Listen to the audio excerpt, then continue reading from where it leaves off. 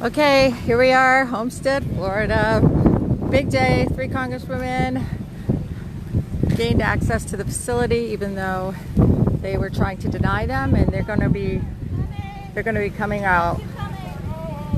This area over here is the side where the 17-year-olds are kept, because on their 18th birthday they get shackled and taken to an adult prison facility for doing nothing wrong. They separate the 17-year-olds out because the little ones, the 13 to 16-year-olds, they don't want them to see the shackling and removing on your birthday. So that's how we celebrate brown people's birthdays, right? Yeah, we lock them up. We shackle them. It's disgusting. It's disturbing. This country, the people of the country are much better than this. Let's get this taken care of now. Okay, here we go.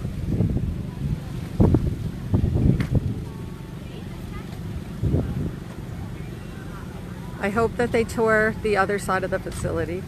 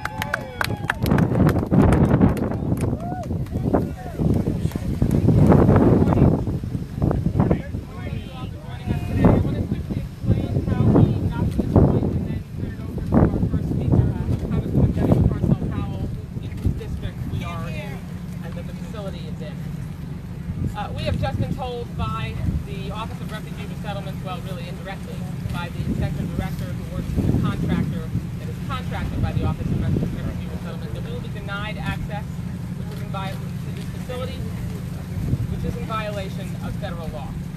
A year ago, this facility reopened and started housing children intercepted at the border. When Senator Bill Nelson and I tried to get in to see how these children were being cared for, we were then inexplicably denied access. To ensure that this access was never denied or interfered with again, I passed a bipartisan law that was signed by President Trump that prohibits blocking members of Congress from inspecting these facilities. It reaffirmed our oversight role and guaranteed that the public would know what kind of care these children are receiving. Indeed, in February, my colleagues, Congresswoman Shalala and Powell, led a delegation here to do just that. They inspected this facility and shared with all of you some of the troubling things that they saw. Last Monday, for the second time this year, the Department of Health and Human Services announced that it was going to dramatically expand the number of beds in this facility. The numbers are in our press release, but it amounts to more than a 140% increase in beds in just 4 months' time. Last Wednesday, my office notified HHS in compliance with law. No notification is required, by the way, but we gave them multiple days' notice that we would inspect this facility the following week. The reasons are obvious. In addition to the planned expansion, we've had troubling reports on an existing lack of staff, space, and educational resources, along with other concerns, namely that the children are being housed here entirely too long. As members of Congress, it is essential that we see for ourselves what these conditions are and conduct the constitutionally mandated oversight we are obligated to provide. And the Department of Health and Human Services is violating federal law, denying us entry today. I have copies of the statute that we will send to you, which has no time requirement, nor does it allow HHS to impose one. And I will read the law now so that you know exactly what it says. Public Law 115-245, Section 234. None of the funds made available by this Act may be used to prevent a member of the United States Congress from entering for the purpose of conducting oversight any facility in the United States used for purposes of maintaining custody of or otherwise housing unaccompanied alien children as defined in Section 422B2 of the Homeland Security Act of 2002, 6 U.S.C.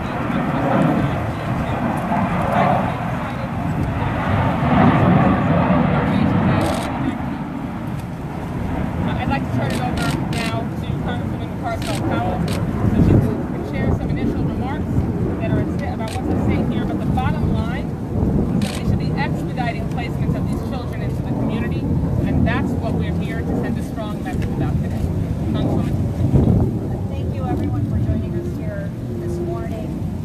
time that I was here, when I visited the center and I spoke with the kids, I shared with you the troublesome conditions that they're in. They're being housed in one area in particular with 144 bunk beds with numbers next to their bunk beds. I saw kids that really don't understand why they are being locked up. Now the Trump administration announced that they're increasing the number of children inhumanely locked up in this facility from 2,350 to 3,200. These are not criminals. These are children. The Trump administration is preventing other children from having the same support system I had in my family when I immigrated here when I was 14 years old. According to HHS, the average stay for children at Homestead last time we were here was over 60 days. This length will inevitably increase as Homestead's resources are being stretched. At this point, it is unclear what new structures or accommodations are being made to adequately house the additional children. Earlier this week, Trump's former chief of staff, John Kelly, was seen visiting the facility that HHS is today refusing us to enter. There is definitely a lack of transparency about what is occurring behind this facility's walls. This facility is not certified by the state of Florida and state child welfare agencies. There have been several allegations of sexual assault coming from the facility since its reopening under this administration. It is not clear if all allegations of abuse and assault are forwarded to local law enforcement or state child welfare agencies. Accordingly, we cannot be sure that there are no more instances of abuse or child exploitation. Using cruelty and traumatization as a deterrent to immigration is not who we are as Americans. We do not know when these innocent kids will be freed and reunited with their parents or a family member. But one thing we know for sure is that there will be more children being held in this facility, which is right now being run by a for-profit agency, which only means that CHSI, Caliber, and its owners will make more money by adding more beds. This facility symbolizes yet another of Trump's many failures. These events continue casting a shadow of distrust on this administration's immigration policies. So the question remains, how does the Trump administration plan on detaining children in a safe and humane way under stress? We don't know the answers to these questions because HHS and ORR won't answer our questions, which is why if we don't start reunifying these kids in a timely manner within 20 days, which is what the Flores Agreement stated, then I will be calling for closure of this facility. The current system of placing these kids in an overcrowded prison is accomplishing nothing and only harming these kids. Per the Flores Agreement, the administration has a responsibility to ensure that these children are treated humanely and receive basic accommodations. From my perspective, Homestead is in violation of Flores and in violation of the law that Congresswoman Debbie Wasserman Schultz stated this morning. It is the responsibility of the administration via HHS to see that these children are timely placed with sponsors. If there are delays due to a lack of resources, I will work with the administration. If there are delays due to inadequate funding, I am willing to work with the administration. But placing kids in a cramped detention facility is no way to deal with a situation caused by bureaucratic inefficiencies. The administration has designated an emergency on the border and rapidly shifted CBP resources to the border. The administration has declared an emergency to move appropriated funds to pay for Trump's wall. Why can't the administration reallocate these resources within HHS to assist these kids? In recent months, HHS has stepped up its efforts to place more children with sponsors on a shorter basis. With additional resources and attention from the administration, the speed of this can be increased and the need for Homestead eliminated. I stand here to say, not in my community, not in my district, not in my country. Now I introduce to you Representative Donna Shalala, who is right next to us. Excellent. Woo! Thank you. there will be more children in this facility than we have at Homestead High School. The kids at Homestead High School wake up with their families and they leave school and go to families. That's what we want for every single one of these children. And as my colleague said, this facility ought to be a short-term facility. We need to get these children to safe homes, preferably with relatives, preferably with their parents, and we know how to do it. There's no question that we know how to get these children onto families and to safe homes. We've been doing this in our country for a very long period of time. This is in our backyard. It's in Debbie's district, but it's my district as long as there are children that are being held hostage in our community. The law is very clear. Not only does the law require that these children be moved to safe homes, but the law requires that members of Congress have complete access to this federal facility on federal land. This is an outrage. This is the most anti-family, anti-children administration in American history. It's an embarrassment to all of us, but more importantly, it's a tragedy to these children. It's an absolute tragedy for these children and for their families. It's time for these children to be moved to safe homes and out of this facility. We got rid of orphanages years ago in our country. We know what these kinds of detention centers, orphanages do to children. It traumatizes them for life. And it's time for us to act on American values. This flag means something. It means that we treat children with decency, their families with respect. I agree with my colleagues. This administration has a very short period of time to move these children to safe places, and that's why we're here today. I have a question. I'm sorry. Let me just add a couple of other important. Okay. Let me just add a couple of other important things. A year ago, when we were here with Senator Nelson, Representative McGee, myself, and others, and attempted to enter this facility, we were denied access. And as a result, Congress specifically passed a law that President Trump signed in response to that denial, because Congress has a specific oversight role. We have appropriations, we spend federal funds that are part of the budget of this facility, that are funded to take care of these children, and it is our responsibility to make sure that that care is being provided humanely. It has been clear every day since this administration took over the U.S. government that they have something to hide. There's nothing in the law that says that we are required to give them notice, any notice.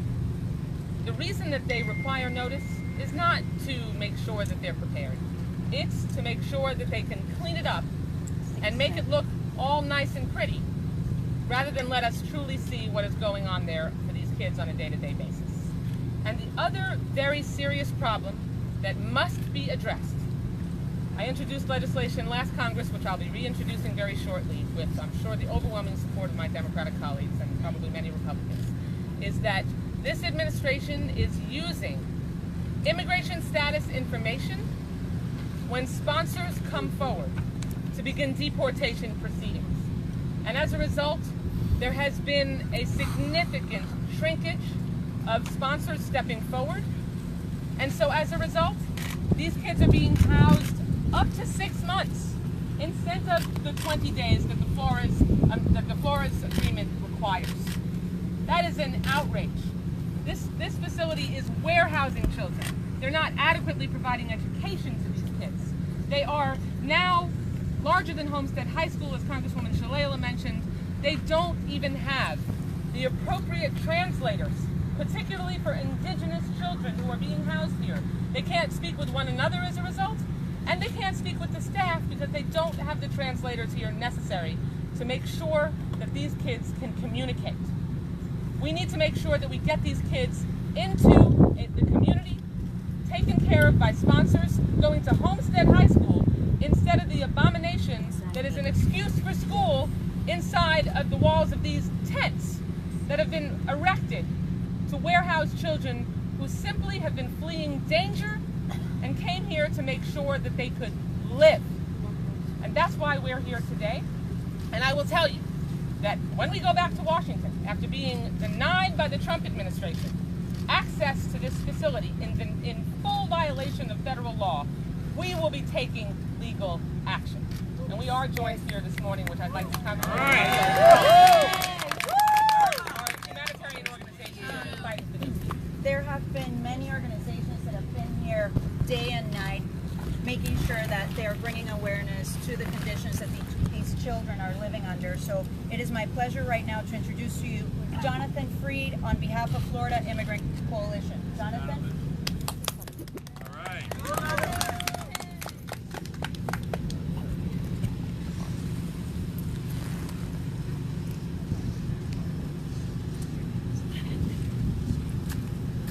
My name is Jonathan Freed. I'm the Executive Director of We Count and Homestead. We're an immigrant rights organization. Many members in our community have had children coming up from their home countries, fleeing from situations of violence, and have been in different types of detention facilities or shelters. I can tell you from our experience in talking with these children once they're released, that the children are much better off in small shelters run by nonprofits and religious groups than they are in centers like this in Tornillo, which was recently closed. They shouldn't be warehoused. This is a detention center. It's not a shelter. They shouldn't be warehoused in conditions like this. The fact that they are being warehoused for long periods of time is equivalent to child abuse. We demand, number one, transparency, number two, an end to the expansion, number three, shutting this center down, and number four, creating community-based alternatives so that children can be in wholesome, enriching environments while the process, a quick process for reuniting with them with their families takes place. Thank you very much. Now I'm introducing Randall McGordy, CEO of Catholic Legal Services.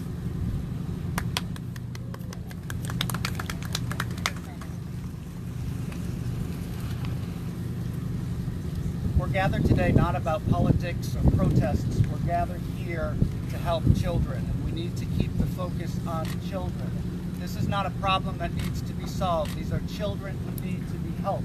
If we pay attention to the law, if we remain true to the law, these children will be released in less than 3 days. Our office has been involved since the very beginning in implementing the florist agreement. This is a clear violation of the florist agreement. We need to return to the law. We need to implement a compassionate and kind policy that is in keeping with our heritage as an immigrant nation. We need to welcome these children. Thank you very much. Now, Liz Marie Alvarado, and Child Detention Campaign Organizer with American Friends Service Committee.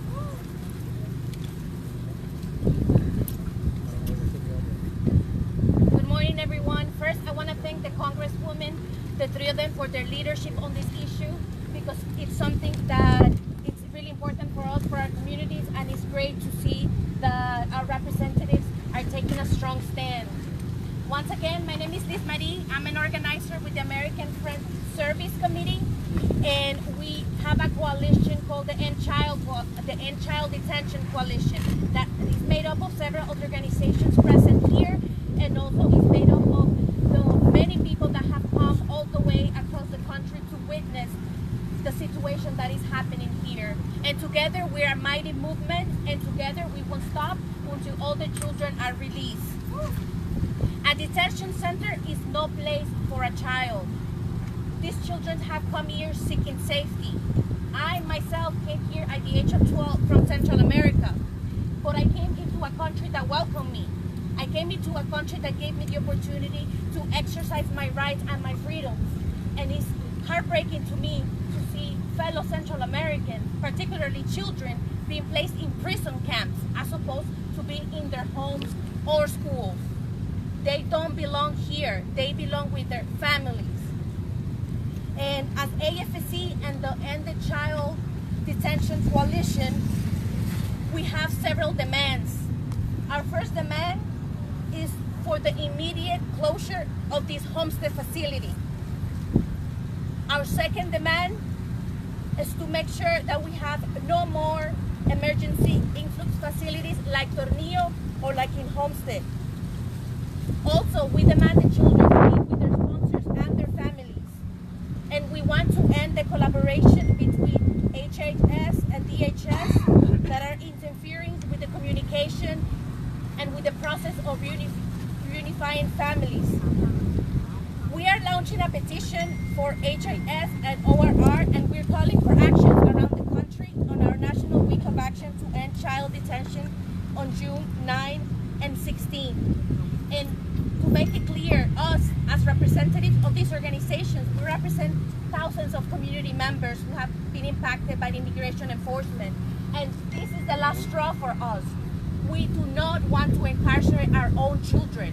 This is not what Homestead is about, this is not what Florida is about, and this is not what the United States is about. And we're not here asking for favors, we're here asking for justice. We're here standing for our democratic values. And there's nothing more precious than our children. So we will be here, we will continue to organize, we will continue to witness, and we will continue to support our leaders to make sure children are free, and that these facilities and no facilities like this one are ever built in this country. Thank you. It's very clear that the immigration system in this country is in chaos. I was Secretary of Health and Human Services. I was responsible for ORR. If any president of the United States had asked me to do that, I would have told them to go to hell. We're not going to take any questions. Yes, DHS has repeatedly, HHS has repeatedly said that shelters like these influx facilities are not subject to the Flores Agreement. What is your response to that? Well, they're continuing to just flout the Flores Agreement as well as the law. And so it's not surprising to me that they would continue to maintain that they don't have to comply with a federal court agreement, because today when we attempted to access this facility, they violated federal law, which is plain on its face, which has nothing in it, either between the lines or in the plain face of the text of the law, that allows them to impose a time requirement in advance of allowing members of Congress access to conduct our oversight role. So the Trump administration doesn't care about the law. They discard it and act as it with impunity as if it doesn't apply to them. And so the next step will likely be that we're going to have court action to allow us to inspect the facility. So that's a very good question. They're trying to circumvent the Flores Agreement by changing the name of the detention facility to an emergency influx shelter, which is why there is a bill right now that we are working on, along with a Senate co-sponsor, to end these emergency influx shelters because they're violating the Flores Agreement. By calling it a temporary shelter, they avoid Florida law, and they avoid having the Miami-Dade school system taking over their education system. Speaking of laws, the 2015 policy that they keep refuting, your recently mandated law, what is it? Have they sent it to you? They don't need to send us the law. The policy that they keep citing. Right. The policy that they keep citing, that they cited last year, that they keep referring, was also a policy under the Obama administration, is not one that I've seen in black and white as far as it being a rule. It appears to me to be a policy that they have just routinely practiced.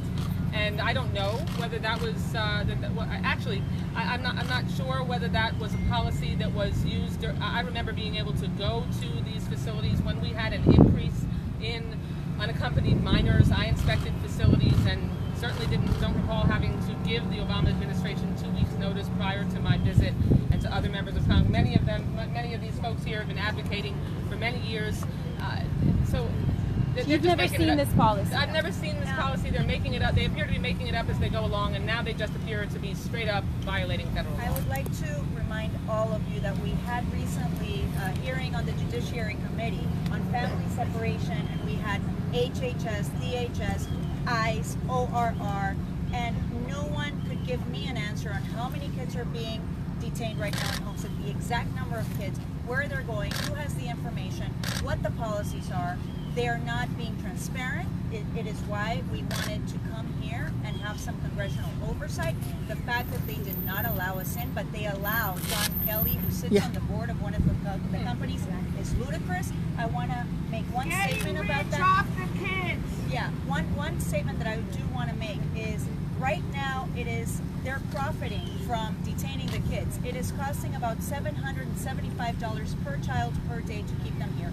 Adding more beds, it's going to add to the profits. I have community members in Homestead asking me, why aren't they investing in our kids that live in Homestead? And that's a very good question. We need to invest hundreds of millions of dollars in our children with education, with appropriate humane shelters that can help assist these kids be reunified. We need to invest in more immigration attorneys, more judges, not in beds in a detention facility that's profiting caliber.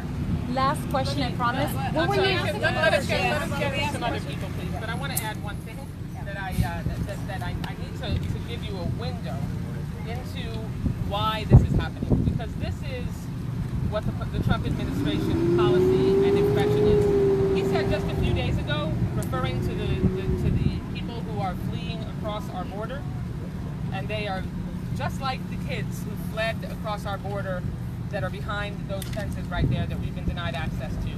He referred to them as animals. His exact words, these aren't people, these are animals.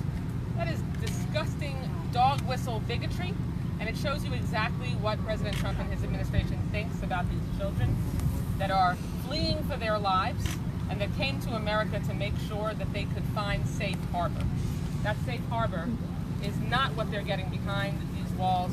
They are being treated like animals as opposed to like human beings and children who need to be given our best care. What exactly did they say to you?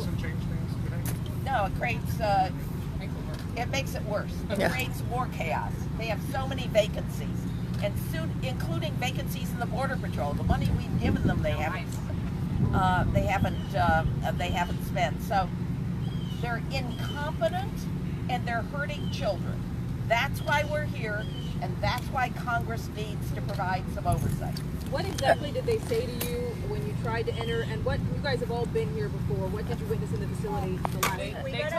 They told us just now that they required us giving them 2 weeks advance notice, and that was the guard that was denying us access. But then we went over and spoke to the woman who has toured us all before, prior to the law, and then since the law. And she told us the same thing, that they require notice, that it's disruptive for us to just be granting tours. I notified them, even though we didn't have to, last Wednesday, Thursday, Friday, Saturday, Sunday, Monday. You would think that 5 days is plenty of time, but we could have given them an hour's notice. Federal law requires them to, that's what spot inspections are for. That's why Congress passed the law. And let me just remind you that last year when this law was passed, the Republicans were in control of both houses of Congress. So this was bipartisan. I passed this amendment through the Republican-led Appropriations Committee at the time. So Congress specifically spoke to insisting that we be allowed to conduct our oversight. And so, like I said, we're going to have to take this to the next level. Specific harm was experienced here today, and harm as a legal term, and now we'll have to take the next. What about an evacuation? The Secretary of Homeland Security has just resigned. Can we get your reaction to that? She was just standing by the president's side on Friday at the border. What do you think about this? The president is trying to continue to sow more chaos into the immigration system. Because with chaos, he's able to, I think, more easily in his mind, have free reign to block children, to imprison them, to make life difficult, to erect his border wall.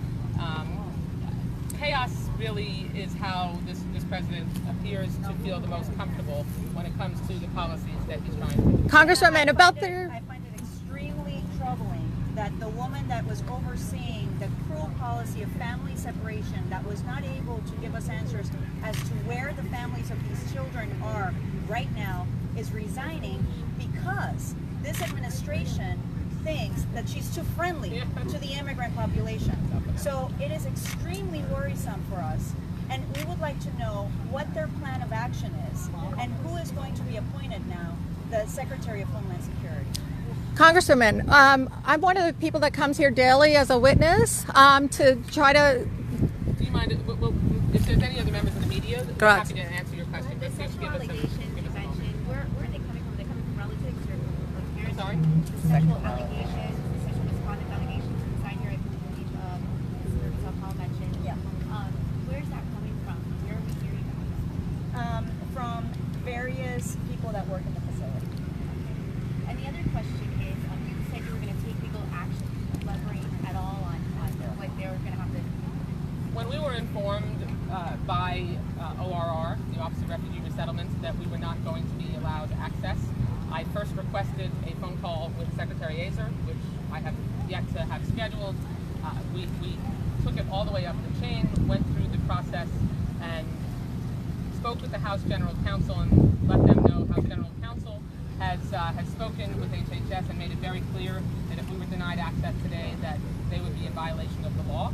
So we said that we were coming anyway, and we're going to exercise our constitutional responsibility under federal law. We've been denied access. Now there has been a harm done, and so we will pursue action in order to be able to conduct our oversight role without notice when we go back to Washington. Can you be specific about those actions? I can't be so specific because we have to go back and confer with counsel.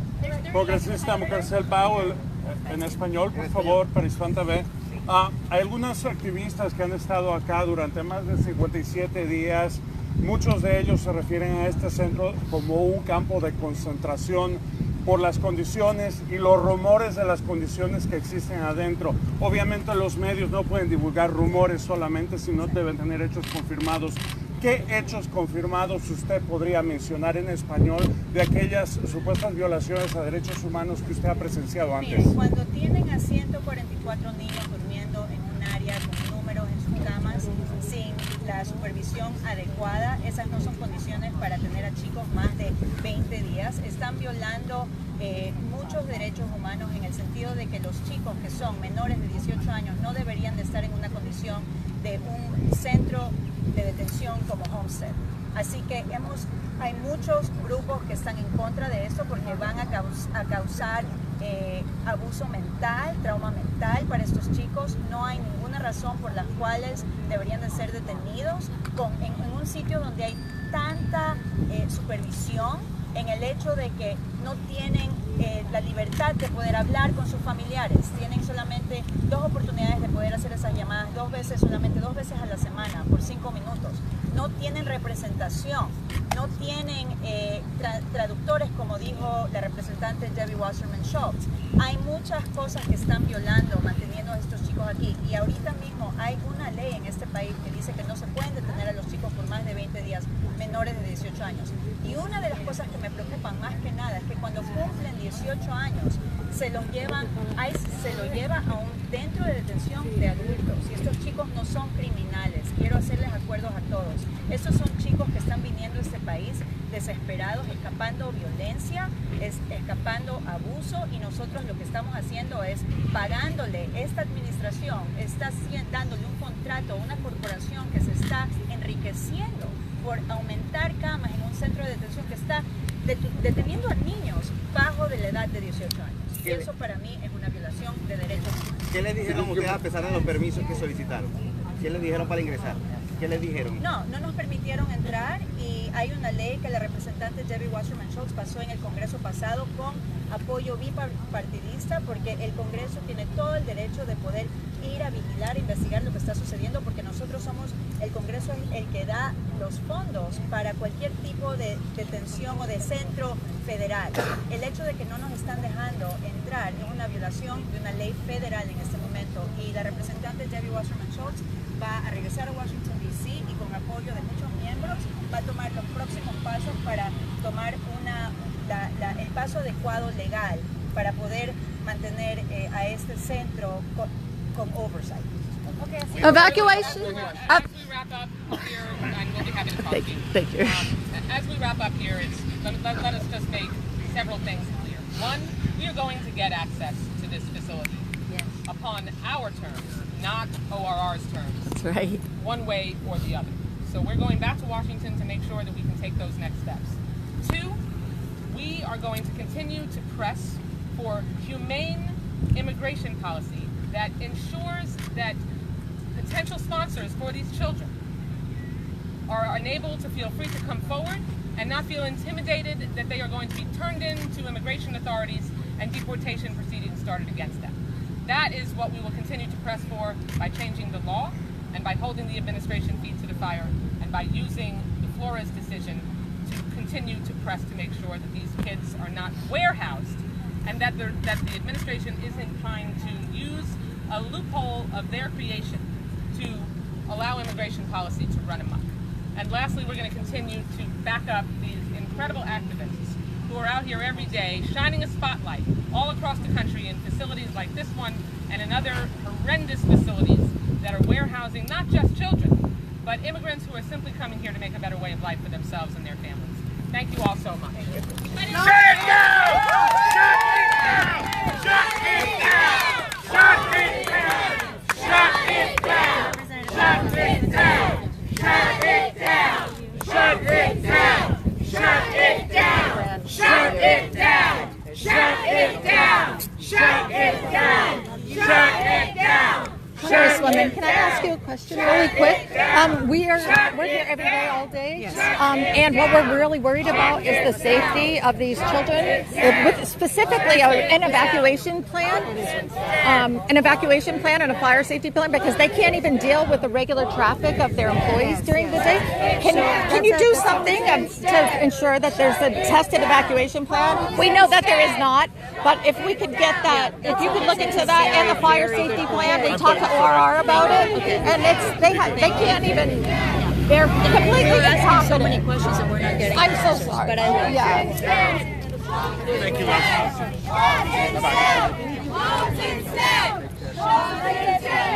Thank you, Congresswoman. Thank you.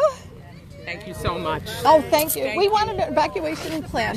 They can't even handle traffic here, so we need. There's no way they can evacuate. They can't evacuate the children safely here. I don't think they have a safety plan. You should have seen how hard it was for us to get here. They've erected a barrier across a normal street. Right. That doesn't allow access. Every day they change the rules. Every day. I don't know how an emergency vehicle would even get in here. If they were that concerned about the children, but it's very important with these torrential rains and the weather here, that this place was devastated before, that they have a tested evacuation plan, especially with all the new kids coming in. And that's part Is there of the reason anything that we you need. can do? Well, that's why we have to get in there. I know. Because we have to be able to ask them those questions and see for ourselves. These are tents. These aren't. And some of the permanent buildings have been declared unfit for hurricanes. That's right. Oh, no, and the tents. There's yes. no way the tents are. But they have some permanent quote-unquote buildings, and many of those, any of the others that are not occupied at the moment, have been declared unfit. Well, and there's no physical structures for the new kids that are coming, and they're not supposed to be kept in tents. Exactly. Yeah. Physical permanent facilities for the kids who are coming with the. Who would be responsible for getting that evacuation plan and making sure the kids are at least safe? Well, the company that they contract with, right, which is Comprehensive Health Services, and we have no accountability. The Office right. of Refugee Resettlement. Right. Okay. I mean, it's all on them. It's their responsibility. Okay. And is there something we can do to get that to happen? We got to get in this facility and ask the questions. I know. That's step one. Thank you so much. Thank you. Pediatrics, of which I am a member, and pediatrician is trying so hard. Yeah, This is killing them.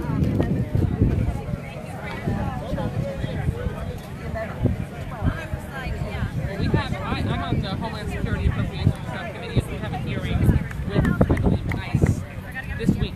So I'll be able to ask these questions. Okay, right. We'll be fantastic. Thank you so much. Thank you, Congresswoman. Thank you. If one has a federal contract and violates. Hi, Fran. Hi. I'm Tina. Hi, Fran. Nice to meet you. You came on a good day. Sure did. Yeah. Thank you so much. Thank you. Thank you so much for Congresswoman. Will you be in DC on the 12th when they'll be doing public hearings about child detention? I assume so. If we're in DC, I'll be Congresswoman, we're really concerned about the safety of the children. We don't know if there's an evacuation plan, and if there is, we know it hasn't been tested because we're here every day for months. So can we help? Yeah, if this place gets the torrential rain, these kids will not. There's no way they have a tested plan. They can't even handle employee traffic. So the kids are not safe in these facilities. Can somebody please try to get the evacuation plan and make sure it's tested? Thank you, Congresswoman. Thank you.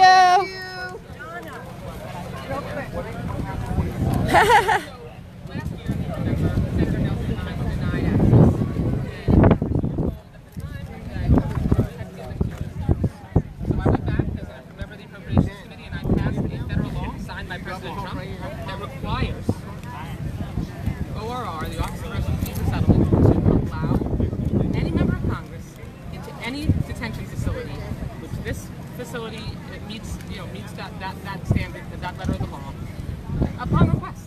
There's no time limitation. Today they denied us access and said we have to give them the same 2 weeks notice they said we had to give them a year ago, ignoring that the law has changed. So they are violating for our federal law. They clearly, to me, that sends a message to us that they have something to hide. I gave them 5 days notice, even though I didn't have to. I let them know last Wednesday that we were going to be coming to inspect the facility, and they told us then that they weren't going to allow us in. So the problems that must be addressed, one, are that this facility needs to allow members of Congress to be able to check on the children and ask questions. Grazie. Number two, we need to make sure that this administration, horrendous immigration policy, stops intimidating sponsors who need to come forward to take care of these children and bring them into the community. They're intimidating them by giving their immigration status information to DHS when they come forward. So the number of potential sponsors is dramatically shrunk as a result because they're afraid they're going to get deported if they step forward. I specifically asked, when we were finally let in a year ago, I specifically asked HHS, ORR, if they were, because we saw a number of people who were outside the facility, not this one, but the Catholic Services one. We saw a number of people waiting, and those were people who were waiting to come and sponsor children and take them home. And I asked, are these potential sponsors asked their immigration status? And I was specifically told no. Only that turned out not to be true. So they lie, they violate the law, and we're going to have to use probably the courts in order to make sure that they comply. Real quick, since your last visit, you're trying to get in because you think something's different now, or what? There's been a 140% increase in 4 months in the population here. They expanded it by a couple thousand in January, and now it's another 1,000 and some. So we've had like 4,000 additional kids who have been added. This facility now houses more children than attend Homestead High School. These kids should be going to Homestead High School, or going to whatever high school is in the neighborhood of the family that is allowed to sponsor them. But the Trump administration is preventing sponsorships because they're using immigration intimidation tactics to prevent sponsors from coming forward and just continuing to sow more and more chaos. They don't care about children. President Trump referred to immigrants who are coming across our border as animals the other day. And that's what he thinks of these children and the adults that are simply trying to come here and make a better way of life for themselves. And that's why a Democratic majority in the House of Representatives is so critical, so we can hold their feet to the fire. Congresswoman, will you go see the children? We have ladders down there. We wave to them and send kisses and hugs, and they send them back. Right over there. It takes us today, and we'll come back. That I wrote about this situation. All right, thank you so much. Thank you. Thank you. Heroes!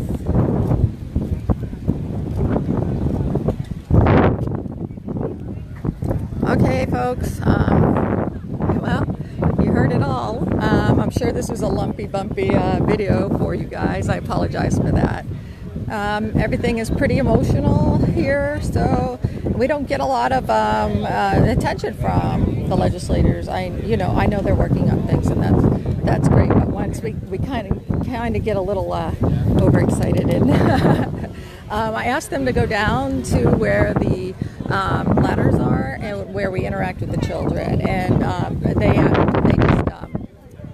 they said that they tried to enter the facility legally to visit the children. So that's unfortunate. I should have asked that question.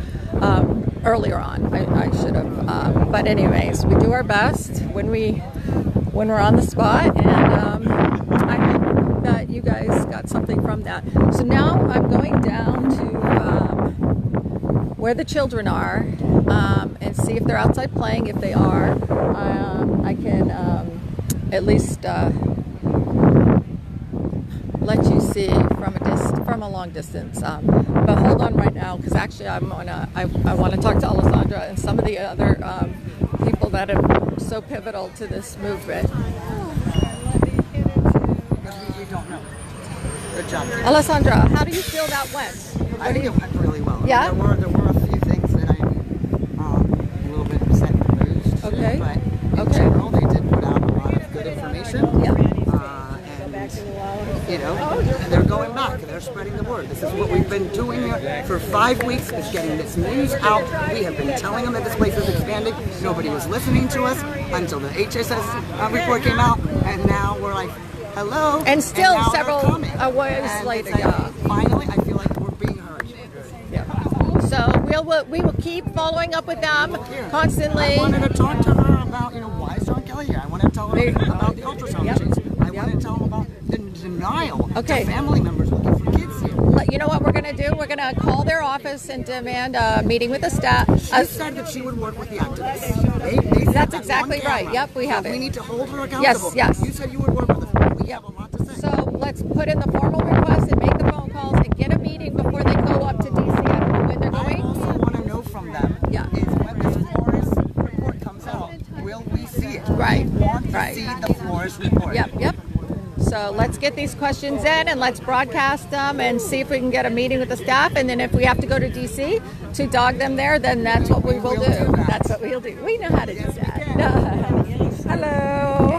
How'd it go? What do you think? I think it went well, but I would have preferred that they demanded to go in. I know. It's their legal right to go in. Yeah. They should have been a little bit more forceful, perhaps. Yep. And I was hoping that would happen, and it didn't. Now, they do have a local office.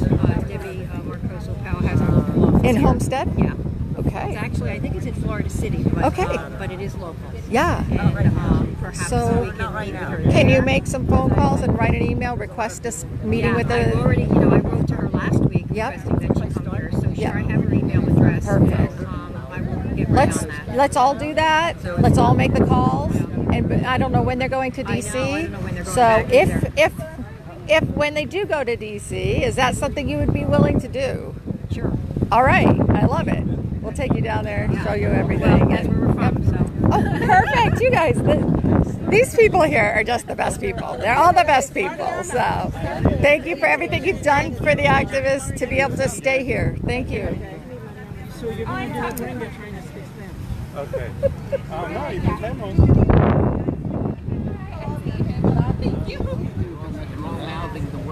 Marty and Carlos. Guess what I have? What do you have? I have a sewing machine. Oh, I love a sewing machine. Okay, so how do you guys think it went? How'd it go? Well, it was okay. What? Okay. But there's no substitute for boots on the ground. No? And we No? need more people involved. Yep. We need to spread the word. Yeah. And more protesting. Yes. Yep. So you know what? We're going to start calling the office, making email requests for meetings before they go off to DC. Now, once they go up to DC, many of us are willing to go up there and stick with it. Is that something you would consider doing? Or are you... I would consider going to DC. it? I mean, why not? My son lives near there. Yeah. I'll check on what's going on legislatively, what their calendars are, and we'll see. We'll do it. But here, this is Marty. He is the bomb here. Okay, he is the bomb here. He's here every day. Every day. Come on down. 57 days. He's funny. You can't come down. Look, he's handsome. He's funny. He's great. All right, turn that sign around, Marty. This is for the employees. This is, I save their souls. The first... I love them. I love each and every employee. How'd you come up with this sign, Marty? I just thought of it. It came to my mind. Nice. Yep. We're not trying to antagonize the people that work here, but we're trying to get the message across. And it's a love bombs. It's a love bombs. he waves and smiles and he throws kisses at the people that come by. So yeah. Some of them say God bless you.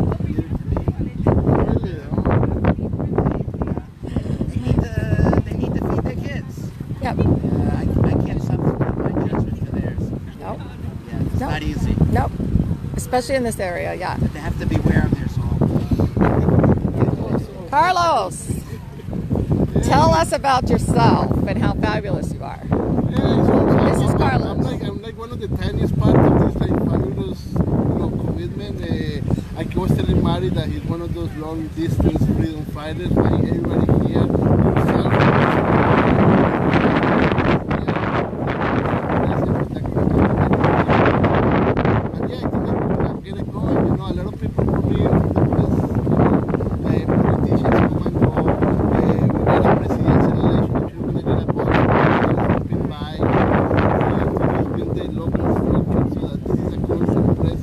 let them know that they can just be visiting and giving us stacking points. They need to be that.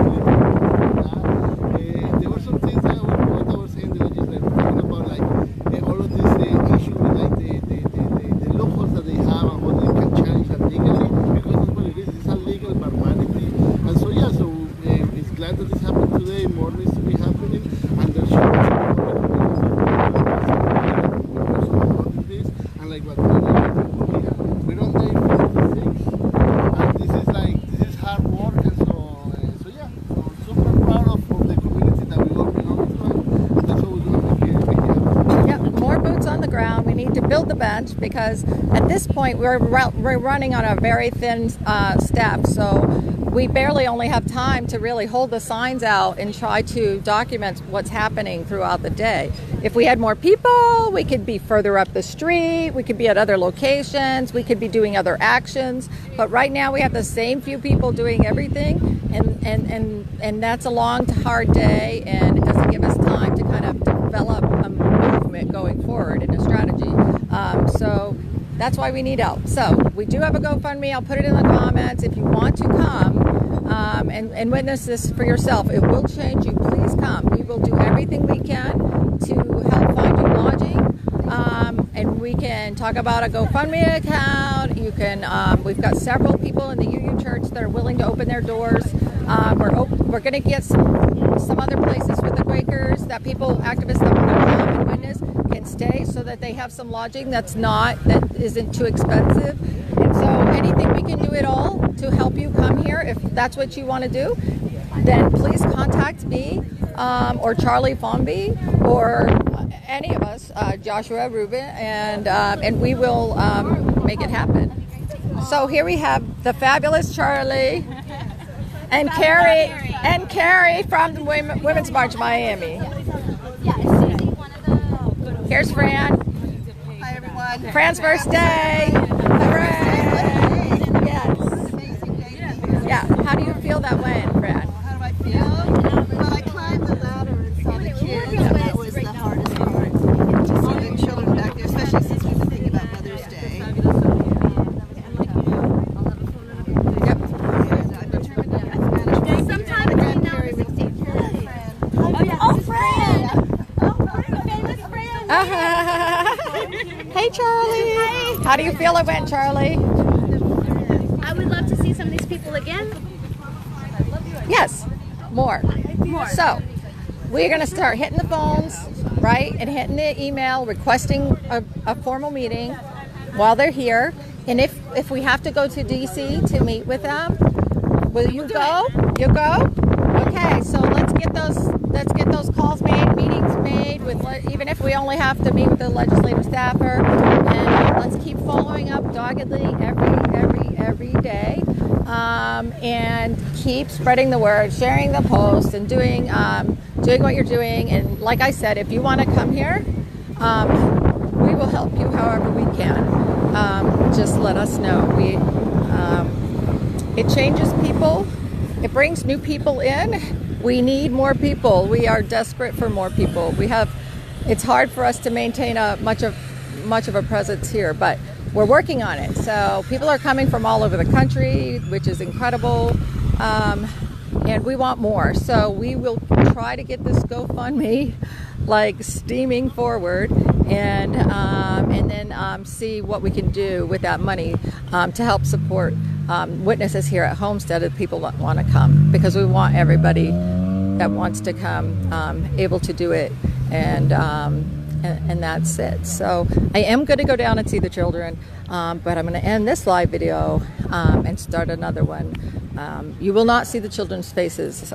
Please don't worry about that. We understand the inherent danger with showing these children's faces, and we're very sensitive to that. So you're most likely just going to see some kids with their sweatshirts tied around their head, because the poor kids can't have hats like everybody else has, and it's very, very scorching hot. So anyways, I'll do this. Please, in the comments, I'll include as soon as I get to the computer, I will include the GoFundMe page, also the Witness Homestead Google form that you can fill out and indicate to us what days you were thinking of coming, and what type of support you need, transportation, lodging, those types of things. So we're doing everything we can. If you guys have ideas, we need them, so send them all in, and we'll go down and see the children. Gonna go down, see the children right now. Thank you everybody for watching and listening, and this is a big important day, and I think we have a lot of material here to really make some progress now. Thank you everyone. Bye.